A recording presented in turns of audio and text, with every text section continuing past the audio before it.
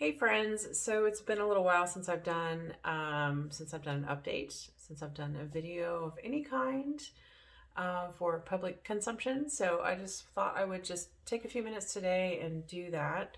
Um, so I wanted to talk to you about two poses that I kind of move back and forth between, and I'll show them to you here in a moment. But I just wanted to talk about them first. Um, these two poses, it's not any kind of big mystery. I go between downward facing dog and plank pose. So these are both really good for strengthening your whole body, honestly, but especially your back, your middle, your thoracic spine, your rib cage, essentially, and your shoulders and your arms. So I wanted to kind of talk through what's important about the poses, what kind of some things to think about when you're in the middle of doing them, and what you can kind of um, take your emphasis and thought process away from, because I think a lot of the time, especially in plank, the idea is to, like, let's hold it longer and let's see how long you can hold it for and whatever. And it's like, actually, the benefit is more being in the pose properly than it is however long you can hold it. So there's more benefit to being able to have the correct alignment. Although that could be said for probably every yoga pose. That if your alignment is right, then you're going to get the benefits of the pose. And if you need different props or whatever for accessibility purposes, that doesn't mean that does not mean that you are not going to, or that you can't get benefits from poses, because you absolutely can. So what matters is getting the props, placed well so that you are fully supported in whatever pose you're trying to do. But I'm not here to talk about props today. We're just going to talk about these two poses. But anyway, I move between downward facing dog and plank, and then just kind of back and forth. I do that a lot in my practice because it does help strengthen. And I have noticed that my strength improves quite a bit when I incorporate kind of just moving back and forth between those two poses in my practice. So I'm going to get in the pose. I'm going to start probably in plank and kind of talk through that with you a little bit. And then I will move to downward facing dog and talk through that.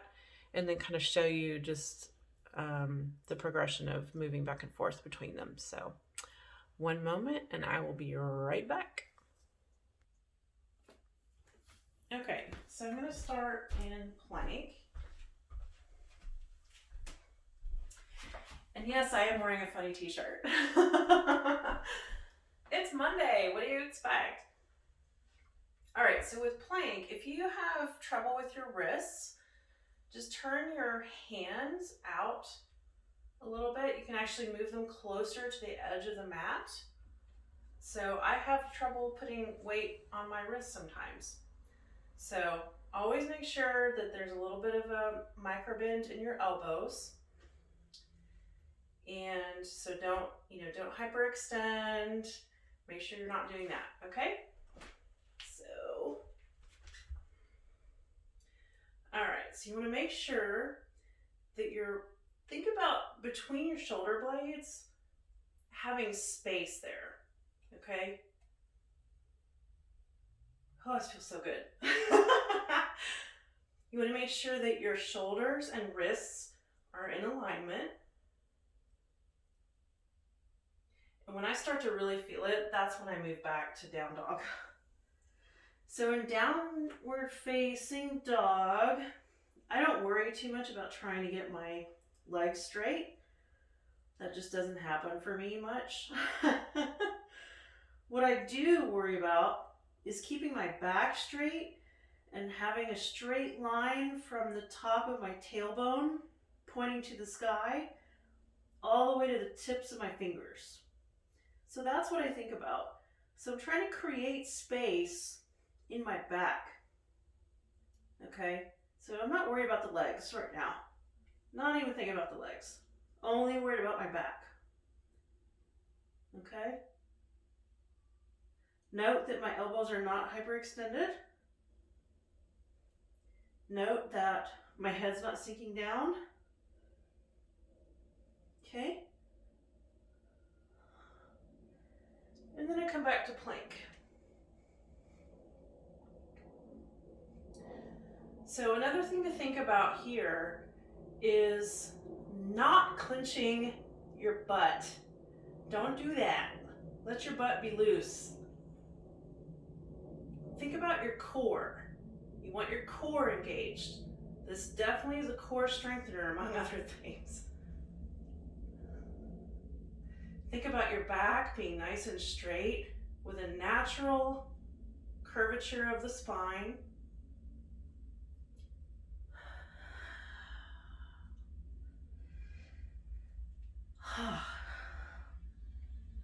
Feels good. This is just a really nice progression to do.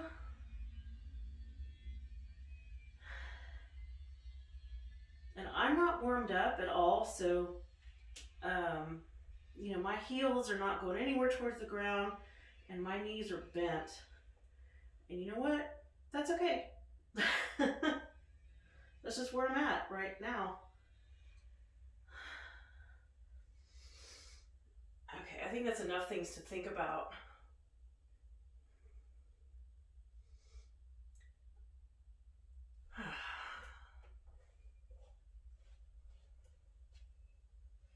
Just gonna do a quick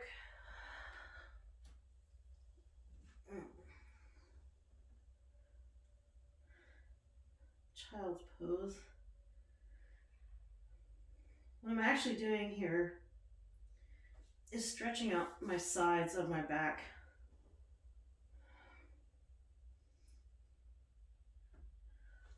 Feels really good. Okay, so now I think I might say a few more words.